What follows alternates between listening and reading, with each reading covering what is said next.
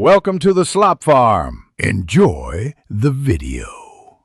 You begin by confirming the lock type and assembling tools. This saves time and prevents surprises. First, locate the small release slot or cover on the latch face.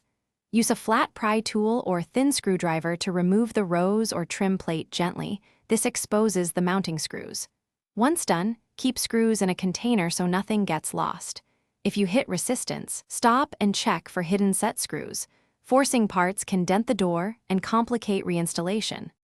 With the trim removed, you now unscrew the mounting screws that secure the knobs or levers, alternate turning to keep tension even.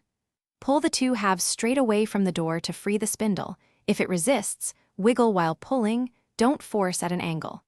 Once the knobs are off, slide the latch mechanism out of the door edge by pulling the faceplate forward. If a keyed cylinder remains, press its release tab or insert the key and rotate slightly to align the cam for smooth extraction.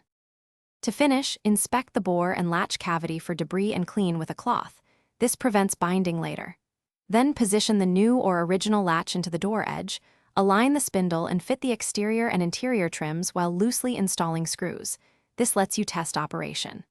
Once the latch turns smoothly and the bolt engages the strike plate, tighten screws evenly. If the cylinder is stuck, try graphite lubricant and gently tapping the retaining pin. Make sure screws aren't over-tightened, which causes binding. Thanks for watching. Consider subscribing if we helped you today.